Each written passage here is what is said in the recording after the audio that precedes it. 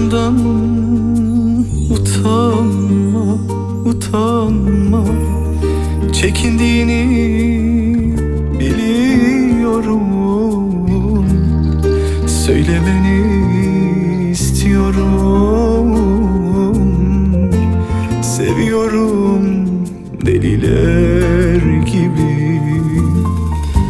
Bakışlarımdan utanma, utanma. Çekindiğini biliyorum. Söylemeni istiyorum. Seviyorum deliler gibi. Sus, sus, sus, bir kere dinle. Sus, sus, sus, bana bir gülümse. Yeter artık, bana bir evet de. Sen, sen, sen başımın belası. Sen, sen, sen gözümün nuru. Yeter artık, bana bir evet de. Seni seviyorum de.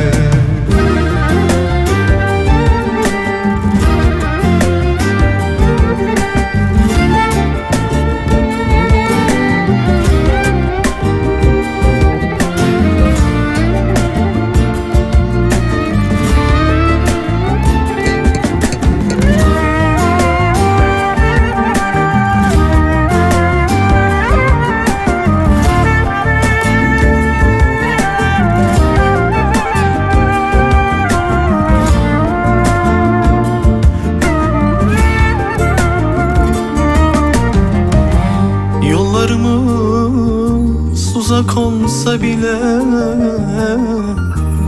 senden ayrılmam mümkün değil ki. Bakışların hep aklımda.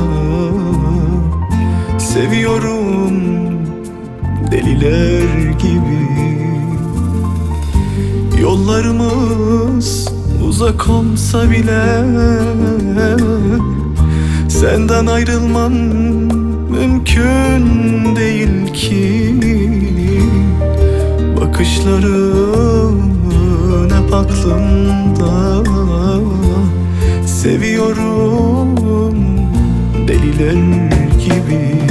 Sus, sus, sus, bir kere dinle. Sus, sus, sus, bana bir gülümse. Yeter artık,